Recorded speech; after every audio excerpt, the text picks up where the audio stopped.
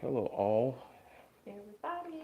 If you're listening, we had to change a few settings, so looks like we end up having to go a different route because the camera fell off, decided to just die off. Um, so hopefully um, all goes well.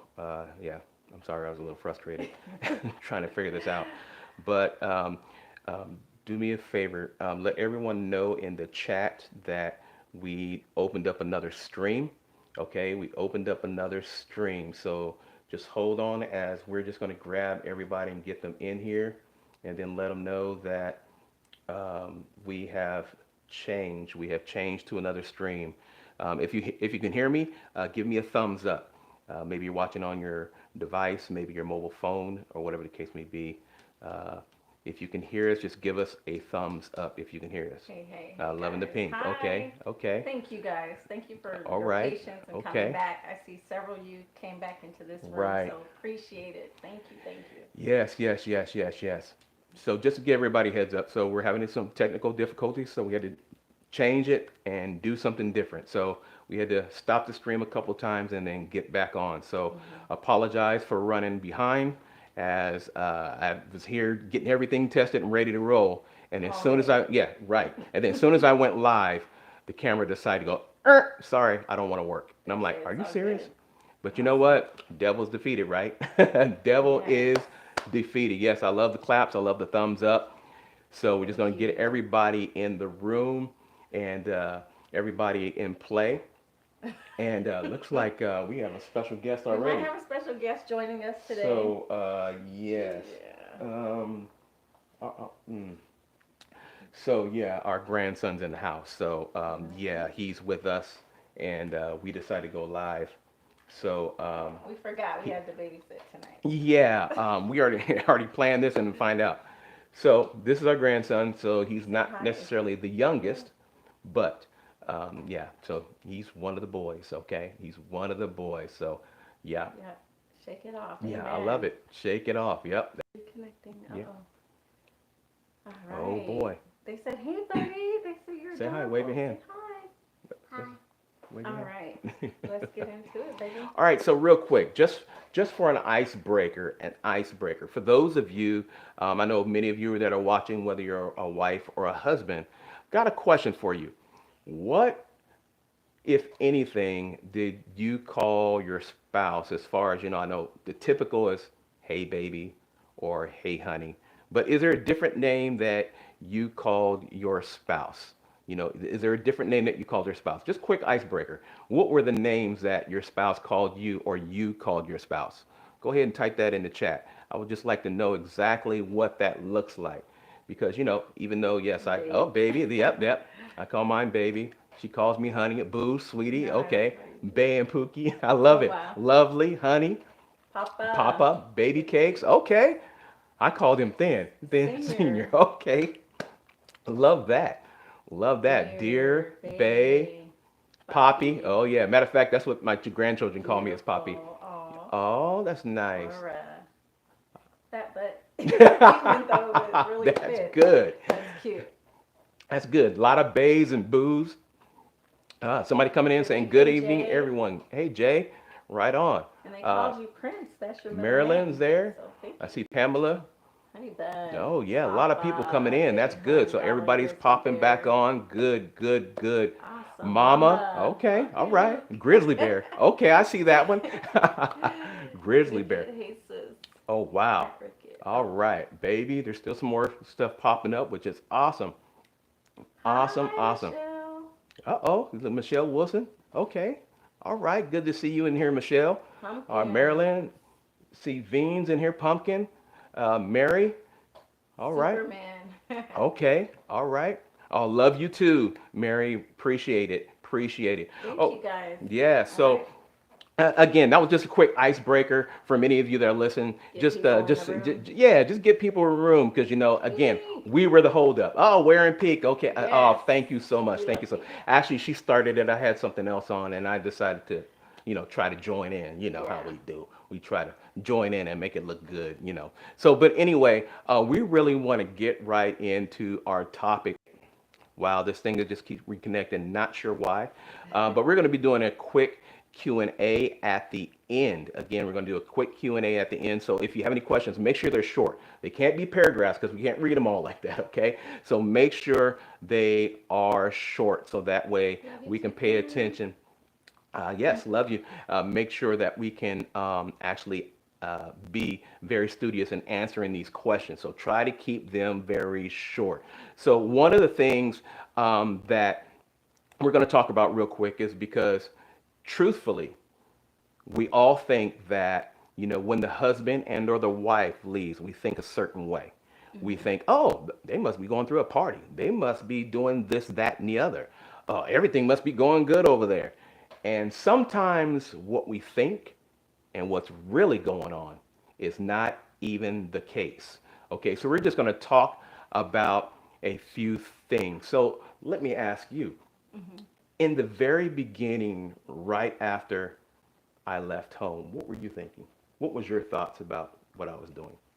I thought he was breathing soundly. I thought he was over elated about being gone, that he was happy, that he finally got some peace that he wanted because he left the home and got his own place.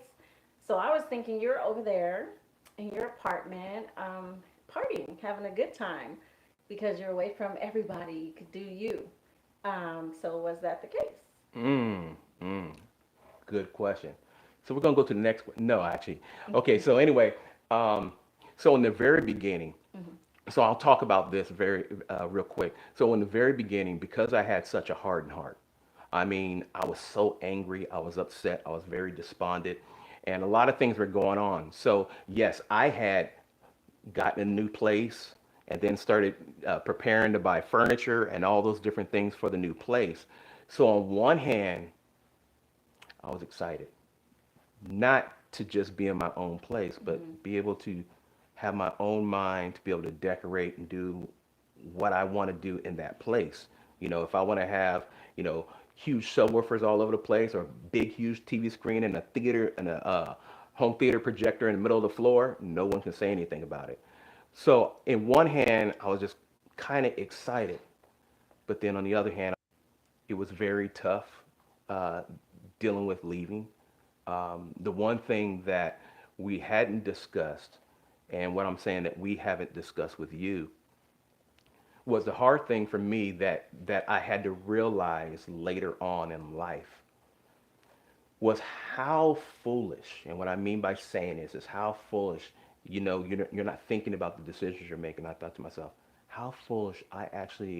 My children actually helped me load my truck. Yeah, my children helped me unload the truck at the new place, and that was tough. Not in its inception, but when God revealed it to me later.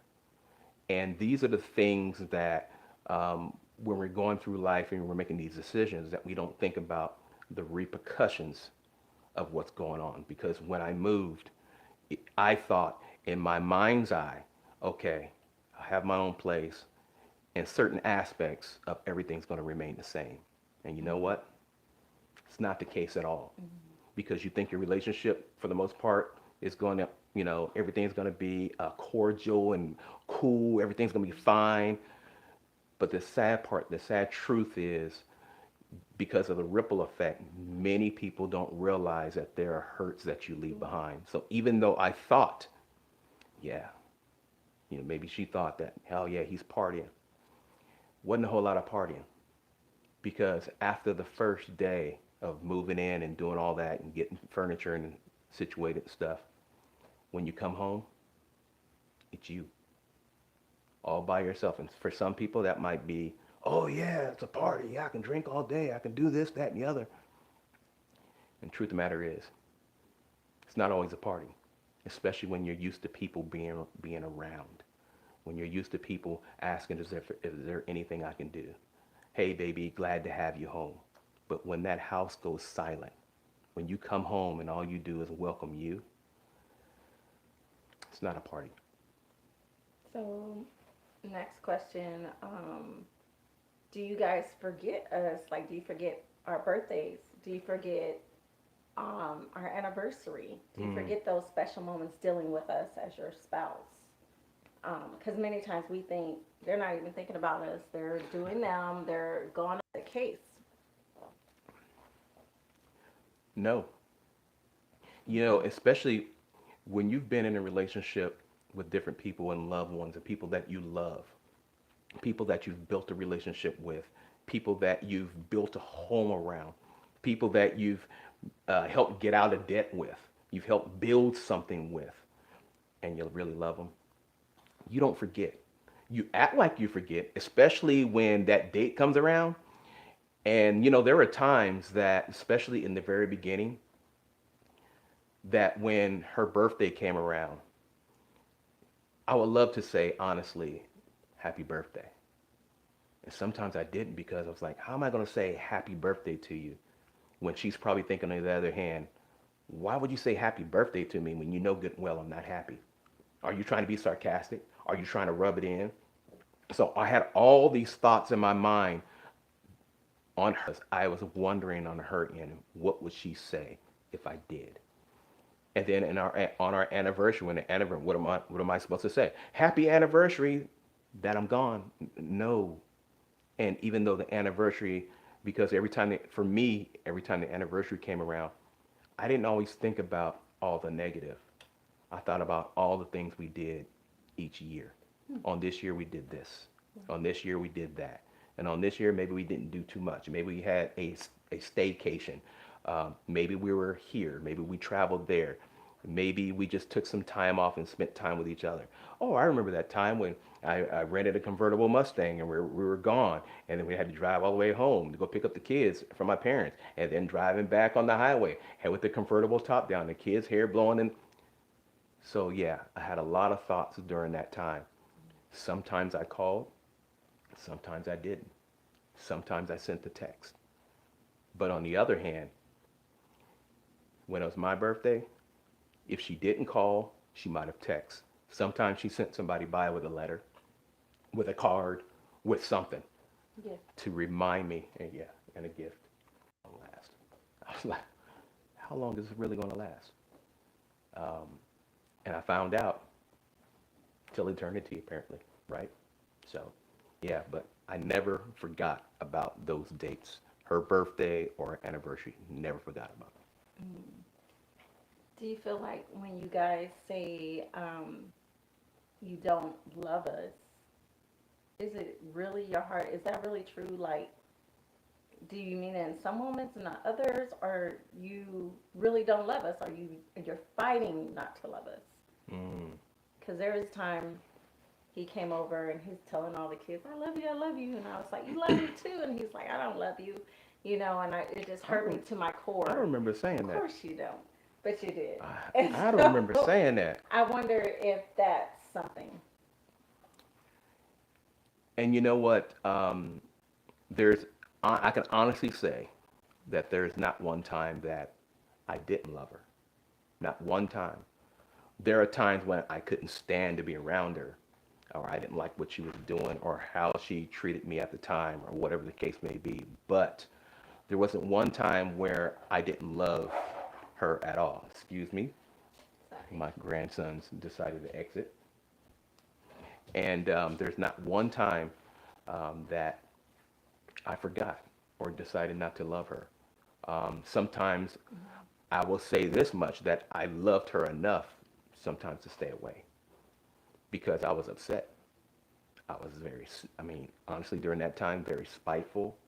The Bible talks about anger, but sin not. Yeah, I had some anger in my heart, had some bitterness in my heart. So there are times when we would get together for the kids' sake or whatever the case may be, and then we were cordial, we were fine, but I tried to keep things at bay because I was like, no, no. Because in the back of my mind, I was always wondering, if we got back together right now, is it going to be the same way that it was before I left? Because one of the things I never wanted to do is, number one, I never really wanted to leave. I didn't have those examples. But what I didn't want to do is come back to the same thing. And when I came back, truthfully, it wasn't the same. We're going to go to the next one. So, speaking of, so when it came to the divorce part, because I asked for him to pause it for a time because I wasn't ready. I knew I wasn't going to respond, and I was just hoping God would intervene and shut it down completely. But God allowed some things to take place, and the divorce part went through. How did you feel? Whether you and from initiating maybe or to getting the final paper that says it's over, were you feeling actually, yeah, getting the final paper saying it was over, were you feeling relieved, like, yes, finally I'm free and clear, I don't, I can party now? Were you ready to celebrate? You know, it was interesting because when I look back, especially during that time when the divorce paper was submitted, it was submitted, yes, and she's right, it was submitted by me, and I'm the one that asked for the divorce. And then she did come back and say, give me some time, give me some time. And I was like, how much time do you need? And she's like, I don't know. Just give me some time because I'm really trying to figure this out. I just don't want to deal with this right now, blah, blah, blah. And for a time, I held it. I held it for a while. I think it was like 4+ months on top of whatever it was supposed to be. And I waited because depending upon where you're at, California has a law that says that a person doesn't have to respond. And what happens is it goes into what is called default. So once they don't respond after a certain period of time, you can request a default after that time. So even though she hadn't responded, it was ready to go into default, and all I had to do was pick up the phone and call, and I didn't do that. I waited. She was way in default. That's on you. And no, my bad. No. Anyway, we're going to talk about where we were, not where we are, but Yes. where we were. And way in default. And it got to the point to where I said, you know what? I don't know what's going on. Because then after a while, there was that certain span of time where she wasn't saying anything. So I knew she was mad, and then basically hit the default button, if you want to say that, and let them know that, hey, it's in default. It's been X amount of months. I mean, it was months, not weeks, months and months past due. And I waited. So it took a while. So however while that was, later on when the letter finally came to my home in the mail, I pulled out this envelope. And when I got it, I went into my room, sat on my desk, and I actually threw the envelope on my desk. And I looked at it. And I can honestly say I looked at it almost basically a couple hours. I looked at it a couple hours before I even opened it. And then when I finally started to open it, I kind of slid it out slow, and then I started looking at the legal paperwork. And I got to the page where the judge stamps it as final and all that kind of stuff. And I stayed on that page. And I looked at it, and I sat back at my desk, and I leaned back because I had a desk that just kind of almost fully, a chair that almost fully reclined, and I leaned back in that chair. And I just looked back at that paperwork. And I stared at it a couple more hours. And while I was staring, I thought about everything in my mind that was going down the drain. The amount of years down the drain. The ups and the downs going down the drain. The things that we bought, the things that we lost, the things that we built, the things that we had to dig to get, the things that we had to stand firm on, the things that we worked in ministry together. All those different things I was thinking about when I was looking at that. I caused that down the drain. And then after I sat there for a while, I had to kick myself in the rear and say, you got to get over this. You did this. So what you going to do now? And honestly, I got mad at myself. I really did at that time. I got mad at myself, and I took the whole envelope with the paper in it, and I took it and I flung it across the room. And then I stayed in that room pretty much, or the female that has left, sometimes some of the stupid things we do is because we've got something else gnawing in our ear. And that was the other thing too, on top of that, is the other person gnawing in the ear too. So I was sitting here trying to juggle, what do I do now that I've done this? Or should I cancel it? Because there was a time where I was thinking about, should I just go ahead and rescind it? Can you guys see Yeah, this right now? yeah, We know it's yeah. something. It's We know what it is because we're yeah, trying to go live, and right. the enemy And is straight yeah, busy. yeah. The enemy don't want you to hear any of Um, this. but let us know if you can hear us now, if we're not frozen. Yeah. Sorry about that. We're trying our If best. you hear us, if you hear us, fine, give us a thumbs up. If you see the video, give us a thumbs up. All right. So go ahead and chat. Give us a thumbs up. Yeah. Okay. You're Good. Good. Okay. Thank Okay. you, Natural. Yeah. Cute. That's cute. Yeah. We're noticing some things here on our side too, to see what's going on here. So I'm not sure exactly what it is, but yeah. Okay. Cool. Thank you, Cool. guys. Starting to see a lot of stuff coming through, which Okay. is good. And don't worry. So yes, the devil is mad. You're right. And don't worry. So we will also be reposting this again, and then we'll edit out all that freeze framing and what have you. So we're going to Thank make you, Ray. sure. He is a liar. Yeah, you got that right. You know, Thank and you. that's one of the things is when you're called to do a thing, especially when you're dealing with marriages and trying to talk to marriages and women as well as men who are standing for their marriage and trying to do the right thing. And you're trying to give them tools, tips, and tricks in order to try to harness and keep things together or to be able to stand. That's the last thing the enemy wants to happen. He don't want you to hear it. He wants you to say, you know what, forget this, click. He wants you to click off. He wants you to go somewhere else. He wants you to say, forget it. He wants you to say, you know what, I'm done.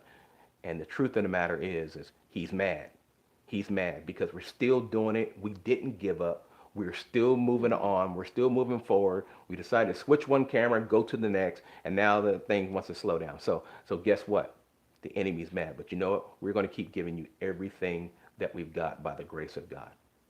Was it, we just saw it go, okay. So was it really a good time you were having? Like, were you on trips? Were you out doing everything you had on your bucket list Mm. with this other person even, or just alone? Like, because, you guys leave for a reason. Supposedly, one, we get on your nerves, you can't stand it. A lot of times people want to get away from the family. They can't handle the pressure of being in the family, whatever that be, men or women, or they just need the space. But were you aspiring to do and accomplish everything you were supposed to be doing, supposedly? It's amazing that you asked that question because I had a bucket list.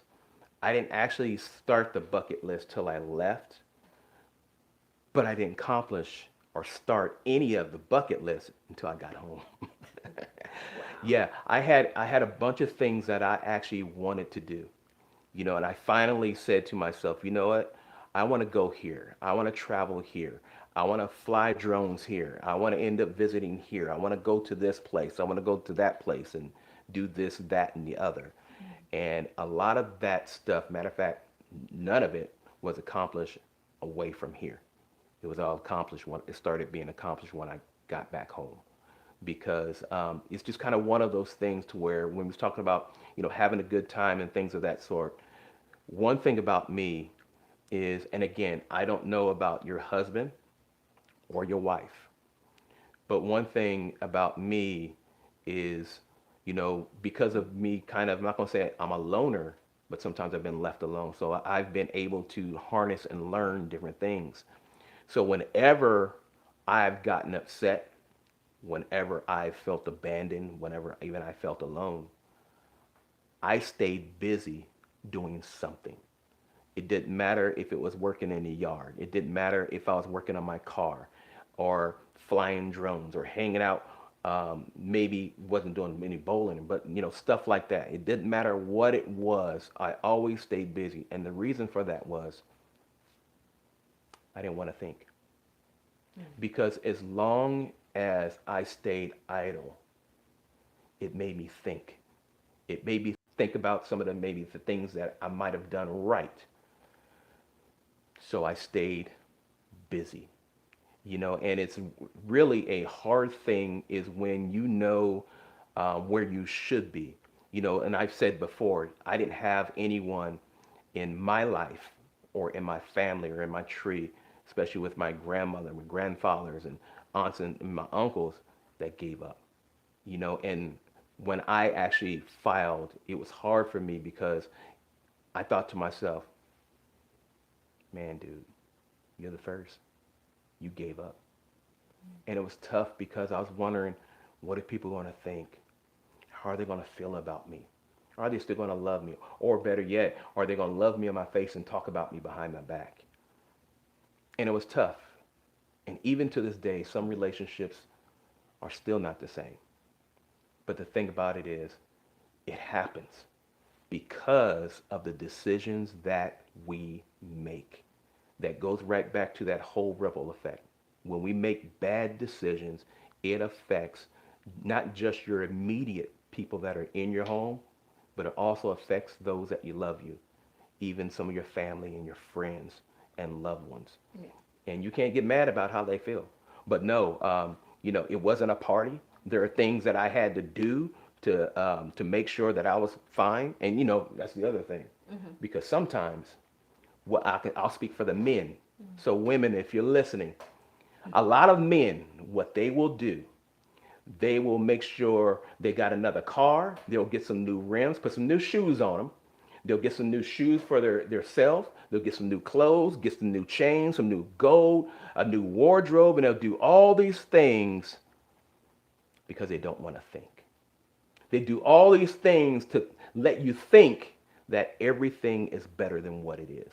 They do all these things to let everybody know, you know what? Yeah, I'm doing better now that she's gone. I'm doing better now that he's gone or she's gone. I'm doing better now. I got better credit now. I got this now. I got a home now. I got a backyard now. I'm traveling now. I'm doing all these different things. When the truth of the matter is, we do a lot of things to cover up how we feel when we're by ourselves. And that's the truth about it. Is because the truth of the matter is when everybody's gone, place. And what happens is you're now stuck by yourself thinking about everything that you've done, both good, bad, and indifferent. And it's a tough scenario because I found myself doing stuff. Oh yeah, I would do some off-roading. Oh yeah, I do some this. Oh yeah, I go fly. Oh yeah, I go buy stuff and have all these different things and have new wheels and new this, buy another car. And at the end of the day, when I'm blasting music, it doesn't matter if it's gospel, jazz, doesn't matter if it's rock or whatever it is that man listens to privately, he does all that to hide the fact that I feel bad. I've destroyed something. I've messed up somebody's life. I've messed up my wife. I've messed up my children. And the sad part about it is you never really realize how many people you really messed up until after you come home, until after you come back. Even to this day, my sister, I had to have a conversation with her, and I told her that I apologize and I'm sorry and this, that, and the other. And she told me, she said, you know what? I get it. Thank you for letting me know all that. But you know what? I felt a certain way about you. You were like another father figure to me. You're like another role model to me. And now I'm not sure exactly how I feel about you. So we're just going to have to see how this all pans out, to see how it works out, because it's going to take time for me to get over what you did. And I had said to her, your feeling is correct. Your feeling is valid. I can't take away a person's feeling because that's how they feel in the moment. That's how they felt in the moment. And that's a real feeling. And each one of us has to recognize that when you do something that causes destruction and turmoil, that affects a family, not just yours, but everything that's attached to it. And I said, I respect you. I respect your output. I respect what you said to me. But even still, I love you, and no matter how much time it takes, I'm still going to be here. And she said, thank you as well. There was no animosity. I respected it. But that's just what that is when you make bad decisions. What else? Oops, there we go. However, there's a lot going on about the other woman, okay, in this case. And it could be a other man. But anyways,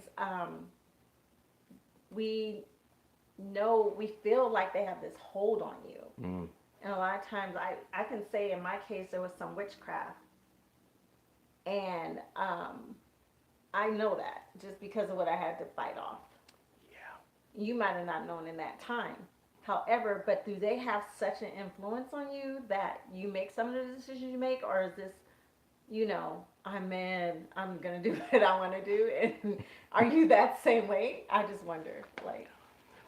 When each one of us, not just men or women, but I'll speak for me, when you're in a situation that you've caused, not with your family, because it's easy for the next woman, or should I say your current spouse, to blame the other woman. Like many of us do. We blame the other man or we blame the other woman. But the truth of the matter is, each one of us opened up the door for that person to come in. We opened up that door. Whether we made the phone call, whether we made the text message, or whatever the case may be, we opened up that door for that person to come in. And then the thing about it is, after that, then it's like, now what do you do? Do you entertain that person? Do you take them out? Do you hang out with them? Do you do this, that, and the other? And during a lot of those times, I did. I did hang out with that particular individual, and we went out, this, that, and the other. And it happens because of the decisions that we make. And when you're not in the right frame, set, the right mind, as we talked about earlier, having a mindset change, when your mind is just so jacked up and you have such a hardened heart, you're going to make some decisions that are what we call unseemly. Basically, they're bad decisions, and you end up hanging out with the wrong company, hanging out with the wrong individual. And then sometimes in those choices that you make by hanging out with that particular person or persons, because there's some people out there, I know, they're not just hanging out with one, they've got 2, 3, and 4, and they're going from house to house. And you decide to let that person in.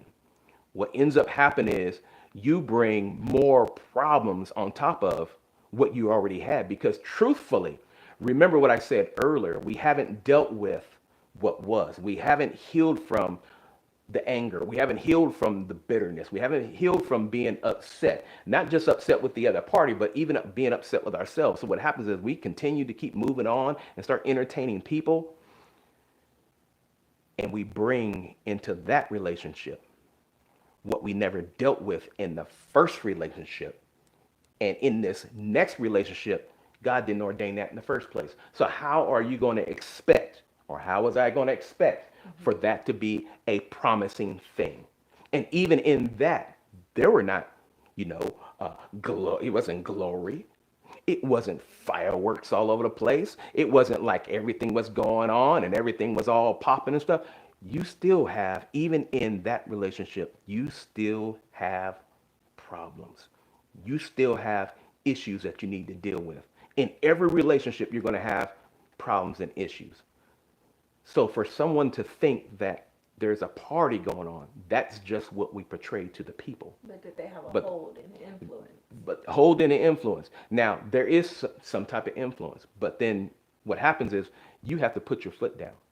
And there are some things that I was told to do or not to do that I'm like going, I'm not doing that. I'm not going there. I'm not doing this. I'm not bringing that person. I'm not saying that person can't be here or that person can't stay. This is how I'm doing things.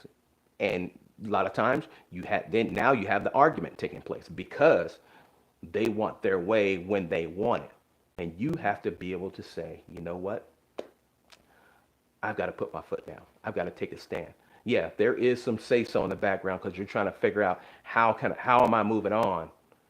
But then now I've got another, something else nagging in my ear. I got this other guy nagging in my ear, this other woman nagging in my ear. I got all these different things going on, and you're sitting here trying to navigate and try to make, as the Bible says, your pathway straight.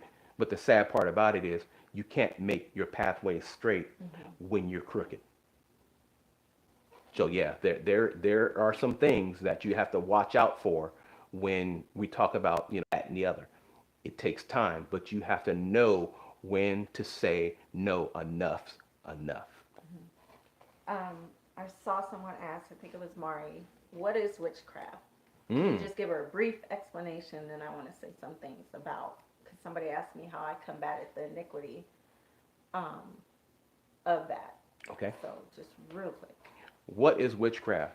Basically, anything that is not of God. That's a complete breakdown. So anything that is not Bible based. When you start trying to I pray against God as God's anointed, God's appointed. When you start saying that I wish this would happen to a particular person, I wish this person would die, I wish that upon that family and all that kind of stuff, you are now practicing witchcraft because that's not how we do things in the Bible. That's not how we do things. It's one thing to pray against, it's one thing to pray against evil, but it's another thing to come against God's anointed and God's appointed.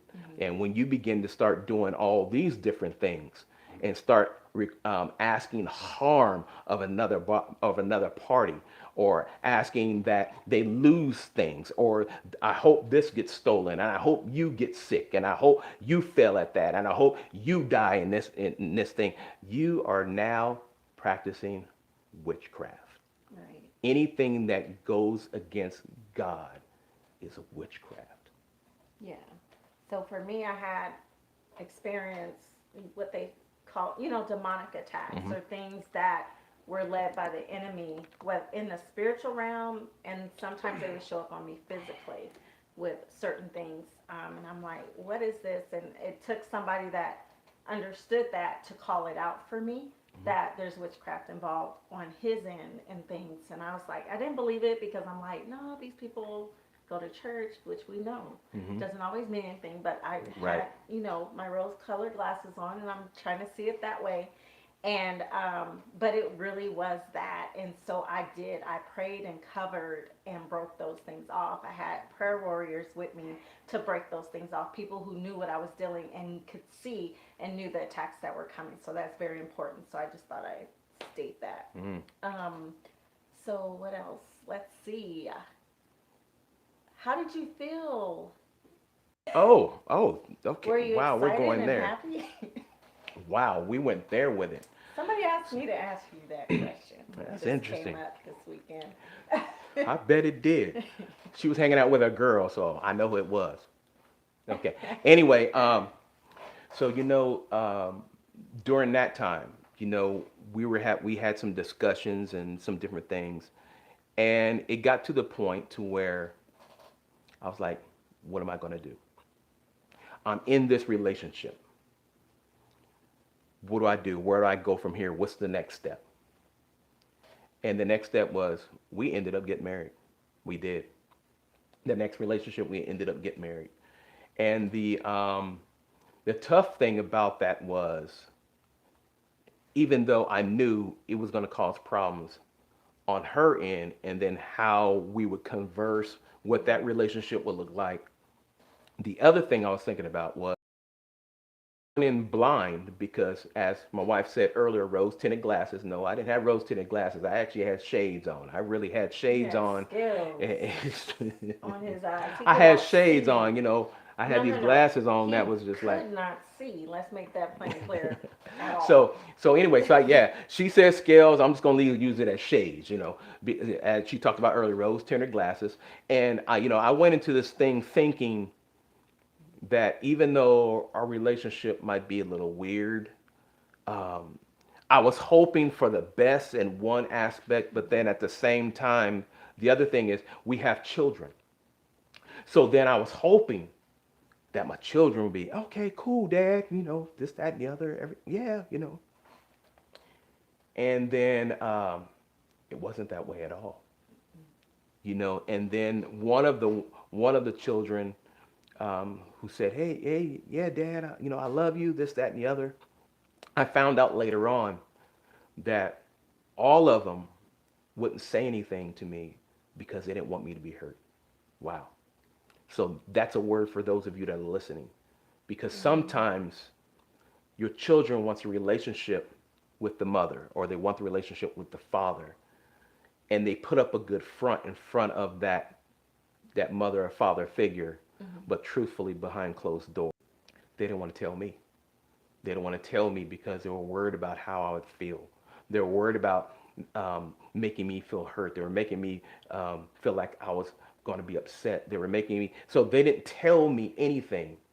Yeah, Dad, we got your back. Everything's cool. We love you. We love you, this, that, and the other. And the day of, oh yeah, I smiled. The day of, I laughed. The day of, if you want to say I partied, didn't party, but if you want to say, threw hands up and jumped and took pictures and this, that, and the other, privately.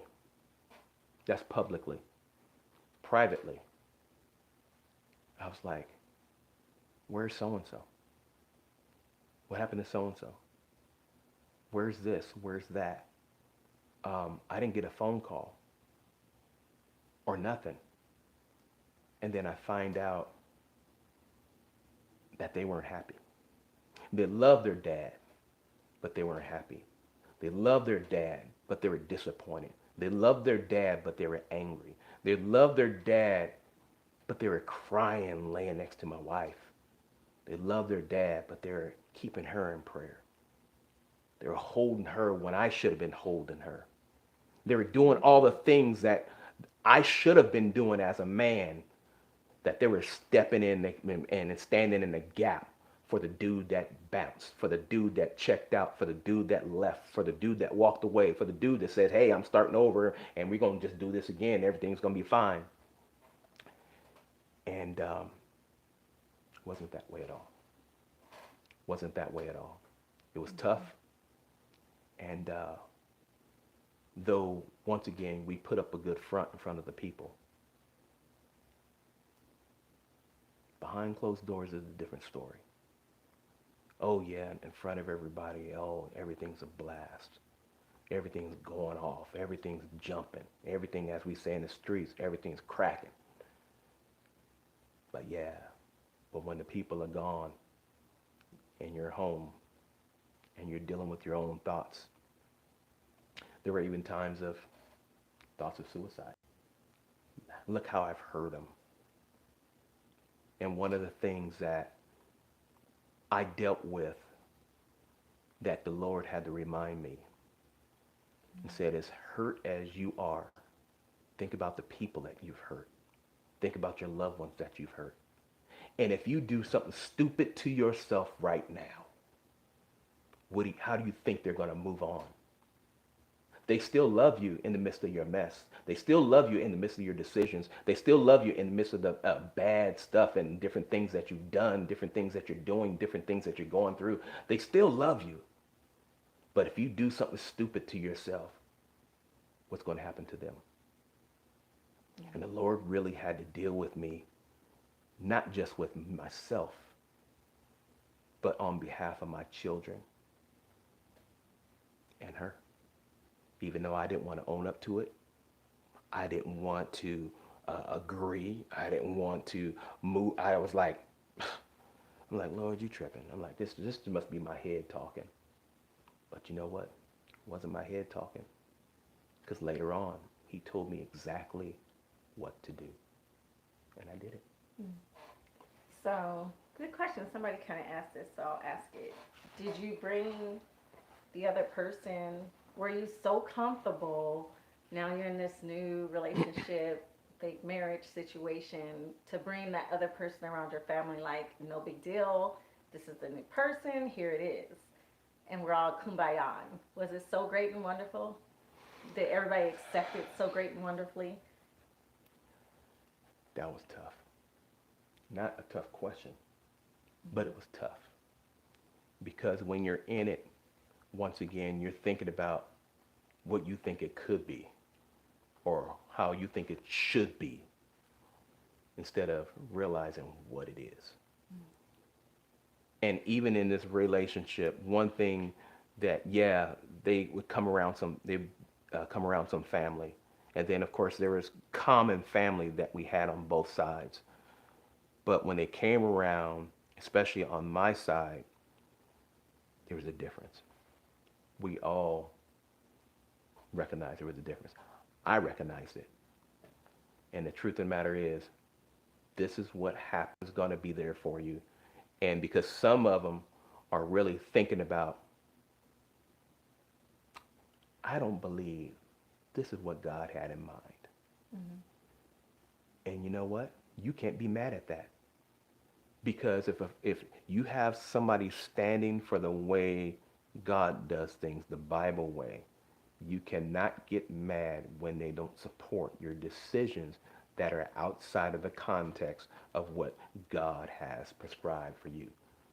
And when you decide to do some unseemly things, it's not always easy. And yeah, you try to, you hope for the best, but at the end of the day, it still is what it is, and you can't get mad about it. Okay. And somebody asked, were your in-laws supportive of your divorce? Ooh, that was a tough, boy. Now that was a tough conversation, a real tough conversation with my parents, because when I actually sat down with them and told them, first of all, of what was happening with my wife and I, they were there to listen. They didn't just go, no, that's stupid. No, they actually let me talk, and I expressed my ideals and my plans. And they're like, well, I think you need to pray about it. I think you need to turn it over to the Lord and let him have it. I think you need to do this and that and the other. And I think you need to, and truthfully, at that time, I'm like, this is not church. I'm not trying to hear church right now. I just want to talk to my parents. But the truth of the matter is their faith and their trust in God didn't take away from them still being my parents. It's just that that's what they believed. And even in the midst of them still being married after all these years, and once again, I was the first that was going to walk away from my wife. You think that's what they really had in mind for their son? No, it's not what they had in mind at all. So even after I made that decision, yeah, it was a tough conversation. And even after I went back into another relationship, that was another tough decision on their behalf, and a tough discussion on that they told me later on in life, after all this was said and done. They said to me, we knew at a certain time that you were going to need us. We knew at a certain time that you were going to have to rely on us for this, that, and the other. And one thing we didn't want to do is draw a wedge between us as your parents and you, our son. But yeah, they wasn't supportive like that. Wasn't even like that. Yeah. Somebody asked me a question about how I felt when the other person came around or any of that when I had to deal with them. I did not deal with anybody, any OW, any fake wife or anything. For myself, I didn't have to. I feel like God shielded me from that because my kids were a little bit older, so I didn't have to go through those things. So I made sure I stayed away and I didn't deal with that person because it didn't matter to me. They were, Joy's gonna hate this. They were not a factor. That word. They were not a factor to me. So I treated it as such, and I stood in the realm of I am the wife, and that's how I walked my walk out. So I didn't see, hear, or believe in no evil as far as this person was a part of his life. I treated it as if it was temporary, it was fake, and so it was. So that's how I treated that situation. And then somebody asked if you had prayed or anything during this time period. Did God take any place in your life while you were in the far country, while you had scales over your eyes, while you were making these unseemly decisions? Yeah, it's interesting because someone asked me, did you pray about it before you make the decision? Did you pray about it? And truthfully, I did. I prayed. Now, the question is, did I stay around to hear what the Lord had to say? Because sometimes we will pray and do all these different things, almost like praying over our food or like praying over a headache real quick. But I prayed. I was like, it's more like, Lord, I'm trying to figure this thing out, this, that, and the other. And if, the sad part about it is, there were flags. Um, I'll use this phrase like someone else that's a part of our family. And there, the bouquet of red flags. And there was a bouquet of red flags in front of me. But a lot of times we like to think that they're still roses. And we keep on going down the path that we're choosing because we want to ignore the red flags. Not that God is always speaking to us, but he's giving you signs and showing you different things, but you just keep on rolling. It's just like saying, hey, you see a sign, the road says end of the road, then another sign says at the end of the road there's a cliff. And then after the cliff, there's something that says, there's no more road after this. And we keep on driving down. We didn't hit the detour sign. We done rolled over everything. And then once we drive off that cliff, then we want to get mad and ask, where was God in all this? Well, he gave you all these signs that you decided to ignore. So I ignored the bouquet of red flags and kept on going down the path that I went.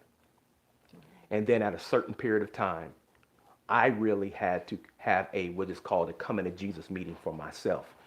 And I stopped praying about this situation. I stopped praying about the other situation. I stopped praying about my children. I stopped praying about my family. And what I started doing is focusing on my vertical relationship.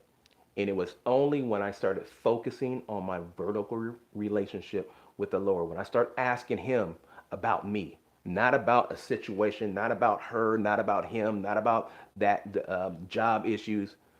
I started asking him about me. And when I began to ask him about me, he began to show me me. And when he showed me me, then there was a requirement of me to listen and do something about it. But it took time.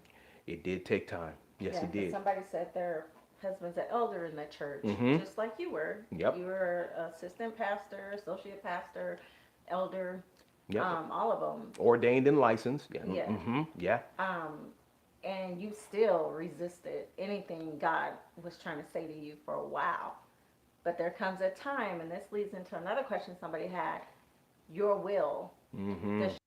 What God said he's going to do, it does not.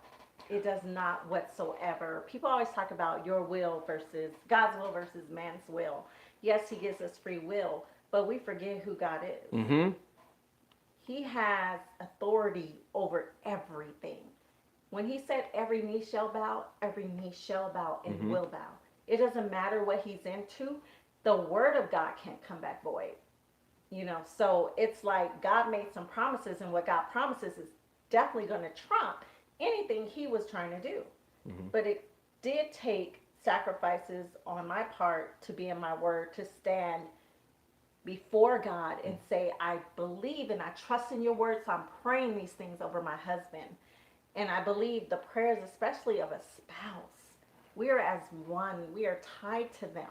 So those prayers are going to flow and cover like no other. That's why it's so important. I think God wants us to pray, but he also wants us to understand where our faith level is going and how much it means that we are praying to him that he's going to do a mighty thing. God will trump anything we think is our will. Yes. It doesn't matter. You guys seen it many times. We're like, oh yeah, I'm going to do this, that, and the third. And you have these plans all on your own. Even as people who are in his will, right? We're doing what he's saying, supposedly. Or we think we're doing the right thing. And it so happens, oh, I got this plan, and this plan. And you realize the next day, all your plans are gone. Like whatever you planned, there were so many times I would plan things in my stand. And I just had to say, you know what, God, I just give because every plan I have, you trump. It doesn't matter. And they were always better than what I expected. But he would trump them every time. And so I just said, God, I stopped planning. You show me the direction. You show me how to get on the right path with you, where you're taking me. Let me have a desire to go where you're taking me. And I think that's a big thing. People are like, oh, I prayed this, and they want God to line up with their desires. Right. But what it is God is actually giving us his desires as we pray, as we listen, as we hear from him. He begins to change our heart to his desires. Right. And then as we start walking those out, right? So he's awesome. When she talking when you start talking about our will versus God's will, the thing that you have to start thinking about, think about it from a standpoint of, look at the children of Israel and where they were. You know, they could have went right into the promised land, but because of murmuring and complaining and wanted to do things on their own, then they start telling them, hey, we had it better when we were back in, as we were slaves in Pharaoh, we had it better. Now we're out here in this wilderness. We got all this going on. And you know what? We find ourselves many times doing the same thing in our relationships. We do the same thing in our jobs. We do the same thing in our wealth or the lack thereof. And we complain about a whole lot of different things. And we have our own will for doing our own thing and think that things are going to work out. Hold on just a second. I need to plug in because we're about to die. Well, okay, while he's doing that, we have a question that came in. Living in the fake house with a non-covenant, was there constant comparison going on between that, from that person, between me and that person, in that person's mind? Or in your mind, actually, I think the question is, in your mind, was there constant comparison even though you didn't voice it at all? And Sean's going to be coming back in just a second to answer that question. But thank you guys for holding on and watching. It's been so good to have you guys here and us to speak with you. So here he comes. All right. Did you get the question? Okay, so constant comparison. Between me and the other person in your mind, even though you may not have voiced it. Yeah. Not that I was comparing. That's all I'll say. But it's not that I was comparing this versus that. You're not, you are. You are, you're not. I wasn't doing the comparison. Other people were. And that's what I'll leave it right there. But looking at what you left, I'm going to ask it another way for you guys. Looking at what you left and you thought might have been bad when you left it, but now you get over to the other side where we always think the grass is greener and it's really not. Did you have in your own head those thoughts that were like, why did I leave my grass when I could have just, to be honest. Wow. So in that, was there anything going on in your head? You know, there were plenty of times where I was like going, and again, that's my saying, you know, we're talking about the grass is green on the other side, but truth of the matter is, if you water on your own grass, it'll be just as green. And we get over there thinking that this is going to be awesome, this is going to be a lot better, this might be a this and that, I might have more this, more freedom to do this, or more such and such and such. But then there's other junk you got to deal with that you didn't have to deal with before. There's other arguments, other conversations, other stuff that you got to figure out these different things, and you've got to navigate through that and then go, wait a minute.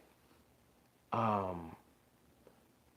didn't have to deal with this before. I didn't have to argue like this before. We would have discussions. Now, mind you, any of our disagreements were never like in arguments where we're throwing dishes and cussing out each other and all that. We never had that. And things were different. It's not what I was used to. And, you know, I'm one that, the other thing is, I don't like to argue as far as that whole debate thing and going back and forth and you know, all of a sudden people going to get mad and going to different places and I can't stand you and I hate, you know, that type of thing. Or raising your voice and acting a fool. Not my kind of party. Because usually for me, you raise your voice, all of a sudden I go deaf. And next thing you know, I'm looking for my keys to go figure out where I need to go drive to and go grab a drone to go cool off. That's just how I get down. And plenty of flying moments. All right. Yeah. Well, Luke had a question for me. Did you ever feel weary while you were standing? If so, how did you get your fire back? Mm-hmm. Yes. Weariness is a thing, right, guys? It's the thing. We feel so weary. I constantly prayed anytime. I know everybody does. But what I could say when I did get weary, there'd be sometimes I honestly, because I actually had a prayer closet, would just go lay in my prayer closet and this is okay, reconnecting. We lay in bed for days and I couldn't get the strength. And it took maybe the kids saying, "Hey, mom," and coming in and helping me. Or God knows how to send somebody always at the right time. It really got to that point, whether he sent a word through somebody, whether it was through the TV, whether it was a text message I got, whether it was me just being in my closet and just asking God for that strength, and he would just pour into me. And that's really what it came. And a lot of times I started to learn. He said, if you would just praise me, if you would just praise me, even if I can get out of my mouth Jesus, and that's all I can get out, and Jesus, and I would repeat it and say it until the weariness went, until the strength where I was up on my feet by that time, and I'm fully praising the Lord with all my highness. I forgot, and there's a scripture in the word that talks about not thinking on the bad things, but think on my good things. These things. Yeah, these things which are good. And so would recite that scripture, or it would come to mind. I go, that's right. Let me think on the good things. And so I would begin to think on the good things, not only think on the good things, but speak out the good things, speak out the things that were to come, the promises that were to be. And as I did those things, those bad things went away. The weariness went away because I focused on the Father. Honestly, that's what it was. It was just getting that focus back on God. God, it's me and you, because that's what it was most of the time. It's me and you. If I don't get my strength from you, where am I going to get it from? Yeah. So that's where I had to be. I had to be before him. I would have times where I'm just like, I need your help now. And when I tell you God shows up, he shows up. And you just all of a sudden, whoosh, here he is. You know, in those times, in those desperate times. But he would always send me something, some type of golden nugget, something when I called on his name. And that's what it boiled down to. I had to call on his name and say, hey, God, I need you. I need you now. I don't think I can make it. I don't think I can walk into this place today. I don't think I can deal with him today showing up or whatever. And he would always cover. He always covered me. And it was just, honestly, being in his presence, doing those things I need to do to make sure I was before God at all, reconnecting. I got to a point where I would run to my prayer closet and I knew. I was like, oh, let me go get my strength. And I run in there and go, God. Da, da, da, da.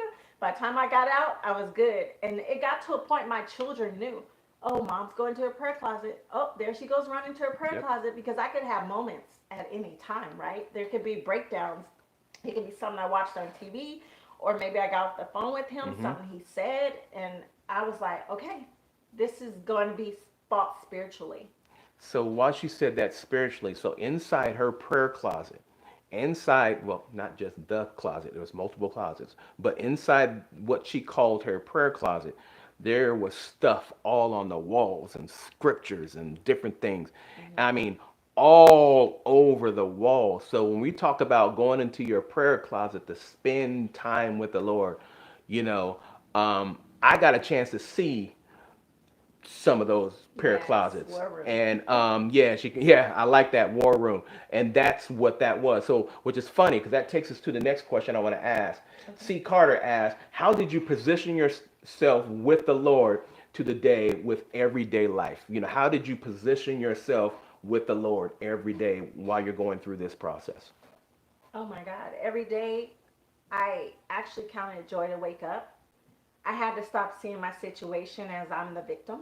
That was one thing. I had to wake up with joy. You know what? my kids are all safe. They're all taken care of. Mm-hmm. I have transportation today to get to work. I have a job. I have a roof over my head. I would start out my day literally when I woke up and I would say, "Good morning, Father. Thank you. Thank you for letting me have life and breath in me to breathe another day, to do what you have for me today, God." There were just times where if I didn't do that, I could feel the difference. So yes, I had a heart full of gratitude, exactly. And with that, God appreciates that. When you start your day out right, it's like things can't that try to come at you can attack you. I literally prayed the full armor of God every day upon me, upon my husband, upon my children as well, because I knew there were spiritual battles I would have to face. I became, after a while, it took time because we're working up to this, right? We're building our faith. And there were times I thought, oh, I was, and I felt myself, okay. And God started showing me, I'm taking you to the next level. I'm taking you to another level. Every time I got beat down and I would bounce back up, he would take me to the next level of faith. And those things, as I got there, I knew how to start my day. I knew what to say. I knew how to be in God's presence. I knew how to walk in faith. Nobody could tell what I was going through. Nobody could tell what I was going through unless I said it, unless they knew me and they knew what I was going through. Could they see the little signs like, okay, you're a little bit weary today. Let me pray for you. Let me strengthen you. But when I tell you nobody knew, they didn't know if they didn't know. Yeah, she kept a lot of things.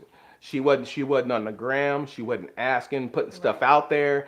And It was between her and her God and the closet. because somebody said, how did you keep the naysayers at bay? Anybody I did find out somebody in my prayer circle was a naysayer, and The Lord removed honestly, them. I removed them. Yeah. I shut down from saying anything to them, because you're not going to sit here and pray with me and then talk against what God is doing and think I'm crazy. No, I don't need you then. Like, that's fine. I don't mistreat you, but you're not going to be in my circle. You're not going to be in my everyday. And then there's certain things, people, I had very good discernment, and God would tell me, nope, not that person. Nope, not this person. But any naysayers, like maybe somebody that said something in my face, I combat it with the word of God. I'm sorry. This is what God told me, so I will continue to stand for my marriage. I was bold with my stand. Yes, if somebody asked me, I am standing. Yes, are you married? Yes, I am. You guys didn't see this. I was on what was I on? Family Feud. And Wow. he was all up in a fake situation. Fake marriage, that's what I mean, as I Fake call it. situation. I still wore my ring every day.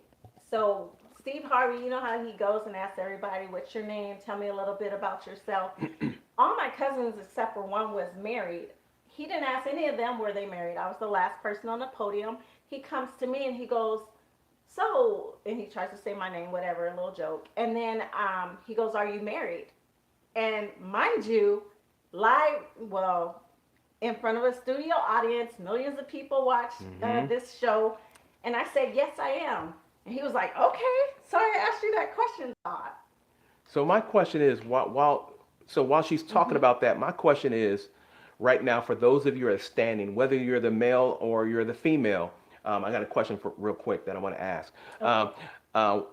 My question is, what are you speaking over your life right now? What are you telling your family? What are you telling the friends? What are you telling your associates? Because if she's standing and saying and speaking over her life, even though it hasn't happened yet, and saying, I am married. This too shall pass. This too shall come to fruition. It's not over till God says it's over. And according, God's talking to me. What are you saying to your friend? If you're always talking about, well, he left and he's such, and he's doing this and she's doing that and blah, blah, blah, blah, blah. What are you really speaking? Are you speaking positiveness over your life? Are you speaking things by faith? Or are you spewing things out there that is causing, as we say, death, hell, and damnation? Because the last thing you want to do is not speak life into your situation. Everywhere you go, you need to speak life. I don't care if you're having a rough day today. I don't care if you're going through and storms are rising and bills to pay. You're doing it all by yourself. Yeah. Children need shoes. Children going to college. Children need new clothes. You got to figure out how to pay the car payment and electrical bills and all these different things. And you're really trying to make it work. In the midst of all that, continue to speak life over your situation. Because guess what? You're only in this for a season. It's just a season. You know, So the Bible temporary. says, weeping may endure for a night, but joy cometh in the morning. Amen. But he never said how long the night is. So you got to understand, it's just a season that you're in, and this is not over. So one of the questions that I saw by Brittany, she asked, "What about double-mindedness?" The Bible says a double-minded man is unstable in all his ways. And even when we're going through as a man and or the woman dealing with this double-mindedness, you've made a decision and you're trying to figure out on this hand, well, did I make the right decision? I trust God. Did this right, but I trust God. I do this, and you're saying all these different things. Your actions are not lining up with your faith. And at the time, my actions weren't lining up with my faith. But at the appropriate time, now going back to double-mindedness, God began to speak to me and tell me what I needed to do as a person. He spoke to me directly, told me what I needed to do, which means for things to happen as they're supposed to happen is in order for the prophecy to come. That means there is a requirement of me to do something. And as he spoke to me and he told me exactly what to do, here's what I said to the Lord. I said to the Lord, I said, Lord, as the Bible says, Lord, I believe, but help thou my unbelief. Not that I don't believe you, but you know, we have faith in many different areas of our life. We have faith for healing. We have faith for finances. We got faith for better credit. We got faith for a better job. But then sometimes when things happen in our marriages, we tend to reduce God to say, I'm not sure if you can help me in this area. And while God was speaking to me and telling me what I needed to do, I was in a situation and I said, God, if you're telling me to do this, how do I return if this is where I'm at? This doesn't make sense. And because I knew my word, I knew my word. All of a sudden I'm going in the word to try to combat everything that the Lord's telling me to do. You know, God's not an author of confusion and all that. I'm looking at all these different things to combat what God is saying to me. And he began to tell me that, behold, I'm doing a new thing in you. I was like, oh, Lord. So I just began to start thinking to myself, now what? Well, Lord, you're going to have to make the pathway straight. And he just began to keep telling me, you just keep packing. You just keep packing. So every day I was putting something away. Every day I was packing stuff up. I was boxing stuff up. Every day and again, I was doing this secretly. I wasn't saying, I didn't go out and say, oh, yeah, I'm leaving. Nope, I didn't do all that. Every day I was doing something. And then it was the day of when the Lord just said, now, leave now. And I was like, wait. What do you mean leave now? I don't have a truck. I haven't prepared. I haven't done this and that. Leave now. So then I had to make a reservation. I had to look for what it was that he was telling me to do. And I had to do a certain thing and do a different thing. And guess what? There came a point in time where I had to leave. And God made the pathway so straight. He made it plain and showed me what I needed to do. And then while I was wondering and trying to figure out how he was going to work it out, God had already worked it out. So when I was trying to figure out what do I do with my cars and what do I do with my truck while I'm driving a rental truck, how do I get it lined up? But there was a requirement on my part, a requirement. So when we talk about the double-mindedness, you can be double-minded in one area of your life, but as God begins to speak up to you, you have to start lining your faith up with what the word says. And even be honest and say, Lord, I'm strong in this area, but in this area, I'm a little shaky, but yet I trust you. And that is key, is to be honest with yourself and say, I'm shaky, I'm struggling. It's slippery in this particular area or areas of my life. I trust you completely over there dealing with that stuff. But this stuff, I'm a little shaky. I'm a little slippery. I'm a little, And you have to be honest with the Lord and say, Lord, I believe, but help thou my unbelief in this area. But then when he begins to speak to you, there's a requirement on your part. There's a requirement on the stander, and there's a requirement on the prodigal. Oh, yeah. And the most important thing is we now have to be available to listen and do what he asks us to do. Because as you're preparing, he's preparing me. Exactly. He's telling me you need to move, and this is when you're going to move. And Mm-hmm. it's like, what? Why am I moving? Lo and behold, I'm moving to a bigger house thinking, but there's only 3 of us here. Mm-hmm. Why do I need a bigger home? Next thing you know, we're in a bigger home. And I'm like, okay, well, guess who came home to that home? He did. Not only he did, but all 4 children. And they brought little babies with Mm-hmm. them as well. So So I the needed the bigger grandchildren. home, not understanding what he was preparing me for. Mm-hmm. So we never had a false start. I could say I felt like he gave me false hope at times where I thought, oh, he's definitely coming home now. And it wasn't the time. He didn't come. But as broke as my heart was, I still was like, okay, it's okay, God. You have perfect timing. And yes, he had perfect timing for what he was going to do in our situation. So he came right home right before the pandemic. There were certain things that God ordained in line because he Yes, he knew what did. it was going to require and what it would take to restore not just me and him, but the whole The family family. together.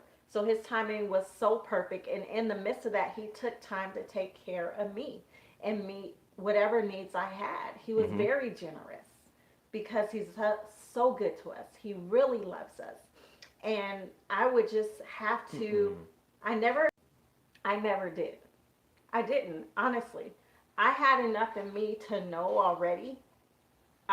It's just me. I think my personality in general, I don't compare. I know who I am by myself. And I know I'm not the prettiest. I'm not the youngest. I'm Mm-hmm. not the this and I'm not the that. We're never going to be all that.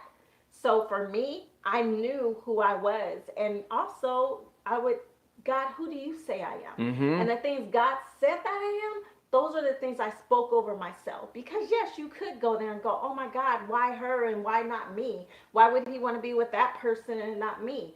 No, it's not about that.